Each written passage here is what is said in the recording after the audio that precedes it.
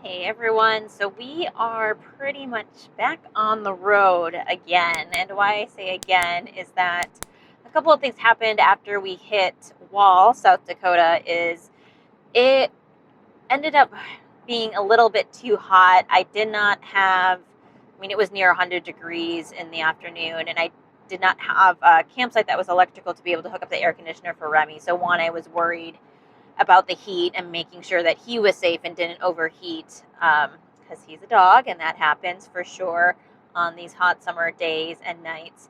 And then two, we actually originally planned to go to Yellowstone, and with the closures, with the natural disaster there, in the mudslides and the erosion and everything that's going there, we had to figure out how to rework our schedule. So that was sort of something that we were looking at and figuring out how we had to do once we reached that side of the border. And then three, there's a personal issue that I had to actually decide to go back home for, and definitely worth the drive back home. So we actually have been at home for the last 3 days back in the Chicagoland area, and am trying to actually hit the road again to catch up on our original schedule. So we're back in Illinois, just got out of the city area. And instead of just going from South Dakota through Montana, spending time in Montana and going up through that area into Banff, we are actually going to route ourselves through Minnesota, through the cities, and then North Dakota, Minot, North Dakota, and then try to actually make it. We're on our way to cities now, so we'll get there just outside of the city in Maple Grove and staying at a KOA campground tonight, and then hit the road early tomorrow for about a 12-hour drive to catch up on time from Minneapolis all the way to Moose Jaw, Saskatchewan. So we'll be crossing the border tomorrow, and hopefully in a day and a half's time, we'll actually be caught up to our original schedule to get to Denali. But anyways, we are just going to continue to drive here. Traffic hasn't been too bad. I wanted to get out early enough from that Friday afternoon traffic for the summertime and be able to hit the road. But anyways, driving on.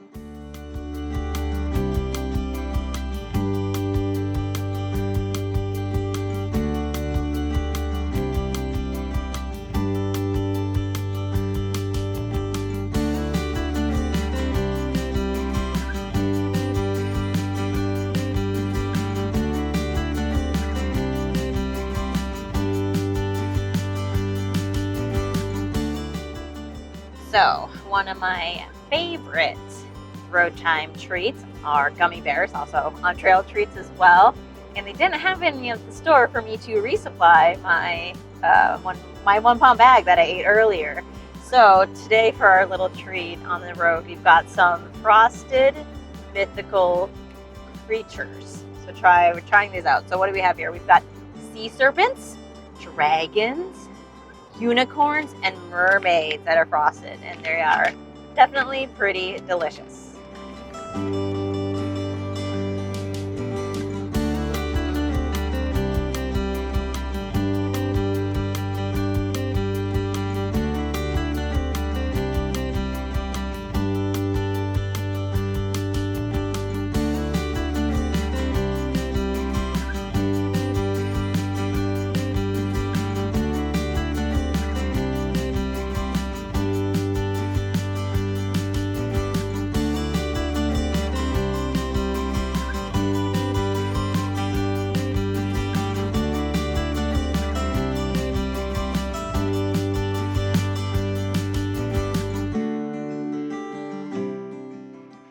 Okay, so we're at our camp spot. It's definitely a back-to-back type of RV camping site. It's a KOA, so of course, but it's good for one night.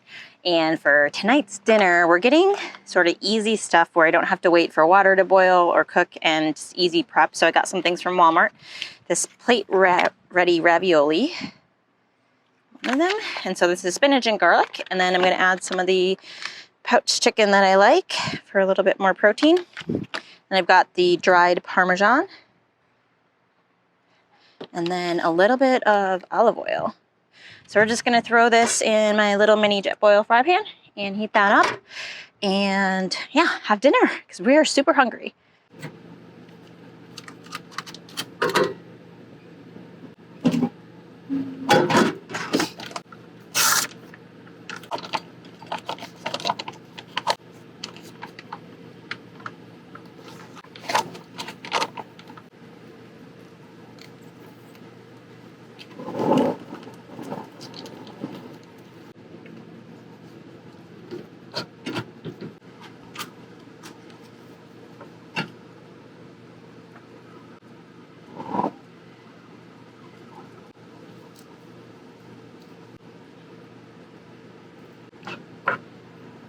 was super quick, like 2 minutes to get that heated up in the pan.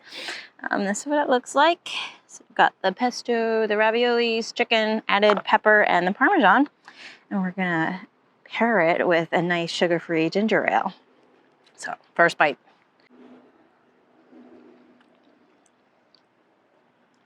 It's actually pretty good. It's definitely better than dehydrated food, but this is something I would also bring on like a 1 or 2 nighter backpacking trip. I do like carrying some of the pouch stuff just because it has a lot more flavor too, as well as you don't have to waste water, especially if you're dry camping or have to carry in water. So that's something that I like to do, and I'm willing to carry the weight because people know how much weight I like to carry too. But anyways, we're gonna finish this up. I've got something cool to show you. So one of the things with actually being able to go back home is that I had ordered one of those electric coolers to go with the trailer here, and it didn't come in time when I first left, but I was able to go home and get it. And so I'll show you that in a little bit. Okay, so just showing you guys this new electric cooler I have. It's the Iceco Go 20, so just 20 quarts. But one of the good things about this is I actually think it has more room than the Yeti that was in here, just because I don't have to put any ice. So I got this review from Devin at Backcountry Exposure, so thank you. Testing it out on this trip. But what is nice about this is that on this side can be a freezer. So I've actually got some fresh sausage or frozen sausage here, and I was able to put some ice cubes in here just so I could have some iced chai, or tonight I forgot to put some ginger ale in there, so I had that with my ginger ale.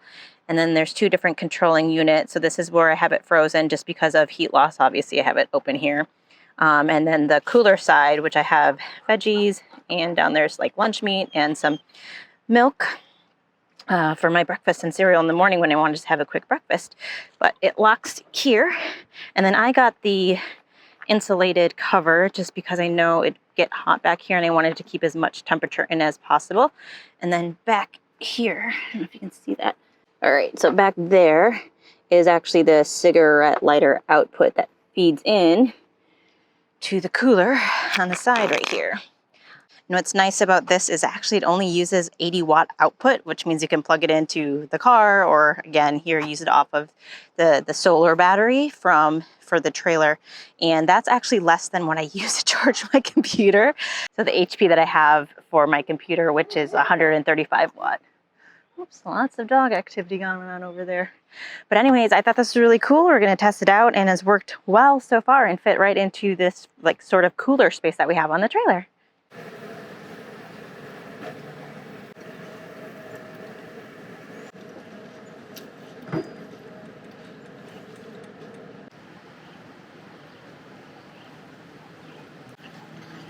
Cereal today.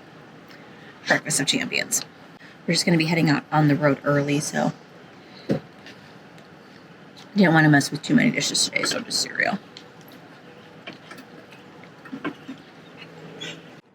All right, official good morning, everybody. We are back out driving. It got a little slow start. I thought I was going to get out of there quickly, but I think that happens as you get back into a routine, knowing what you need to pack and the order you need to pack it up in. But did take our time just eating breakfast and making some good coffee, which I took to go to be on the road. We ended up forgetting our pillows, or I guess Remy doesn't use a pillow. I forgot my pillow when we came back out on the road, so I just went to Walmart to pick up a pillow so I'd actually have something to sleep on for tonight. The one I got at the gas station definitely did not work. It was this little travel pillow, so we're not going to do that tonight. We grabbed a nice pillow so we can get a good night's sleep. We do have a pretty long drive today to try to catch up on some time. So our final destination is Moose Jaw, Saskatchewan. So we do have to make our border crossing today. So for Canada this year, you do have to be vaccinated to cross in or take a test.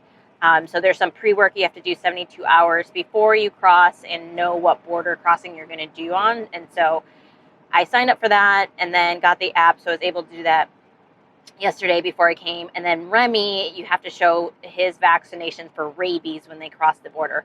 So hopefully that's the only thing I need when I get up to, I think it's called the North Junction or North Entry through North Dakota. So that's where we're headed today. The total mileage is about 750 miles today. So pretty long drive, and it says about 11 hours to get there. I'm guessing with all the bathroom stops and just the lunch stop and everything, it's going to take us about 12 to 13 hours. So anyways, it is dreary, it is rainy. I probably won't get much footage in terms of scenery coming in, but we'll see. Here we go.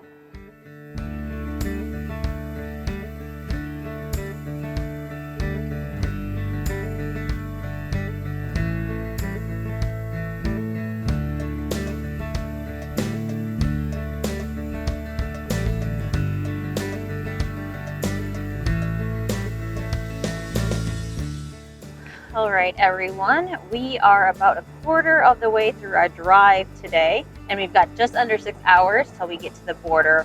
And then I confirmed on the map, it is called the North Portal entry.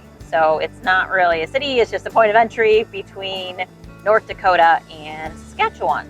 So that is going to be our target for today, to get there around dinner time. So hopefully nothing in terms of long lines and it being too crowded, since it is the middle of a Saturday versus a Friday evening or Sunday afternoon when a lot of people are coming and going through the border. So anyways, pretty flat drive. Sun has started to come out, which is nice and not too sunny. A little bit of clouds in the sky, but makes for a very nice drive. And on my last gas station run, I was able to pick up my Albanese gummy bears. They are the world's greatest. World's best in the world, I don't know, something like that. And not much in terms of way of stopping in Fargo. I was told I'm supposed to pick up a NDSU hoodie because they're super cozy, but what I know about Fargo is, one, the Fargo Dome, world famous, and two, it tends to have a good football team for that NDSU school. Anyways, we're continuing on all the way to Minot, which will probably make our lunch stop in a couple hours. Anyways, driving on. Hello world, wake me up to another good morning, time to go. Got that smile upon my face, 'cause there's excitement in the chase, this I know. Yeah, I'm going for the ride and find myself, I am alive, and I soar. Still I run towards the wind and let the challenge draw. All right, so we just crossed the border into Saskatchewan, and it was probably one of the easiest border crossing I've done. Most of the time I've been going to Vancouver from Seattle, and that one sometimes has taken me about 4 hours, but this was nice. And all the information I submitted on the ArriveCan app was already in the system, so I didn't really have to show my QR code, and then just confirmed the rabies vaccination and didn't bring any weapons, including like pepper spray and stuff. So just keep in mind, if you're crossing the border, that those are always considered weapons and what the full list is. But anyways, we definitely need to refuel the car and go to the bathroom. There's a town about 20 minutes away, so we're going to stop there and then continue heading on to Moose Jaw.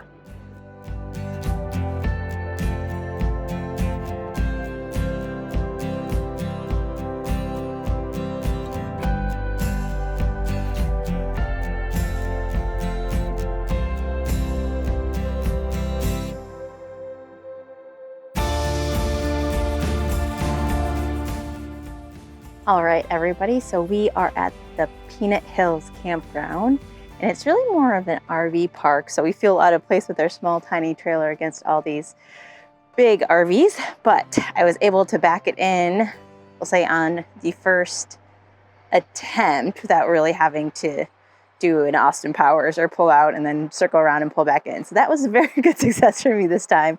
I had dinner on the way, so we are just going to feed Remy here, give him a quick walk around to get his legs moving a little bit, and then just get ready for bed and probably read or watch a movie. So I'll show you a little bit of this RV park here.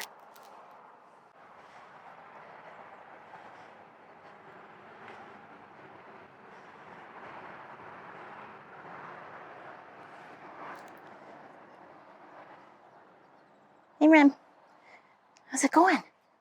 Huh? We gonna go on a walk? We gonna go on a walk, buddy? Yeah, let's go on a walk.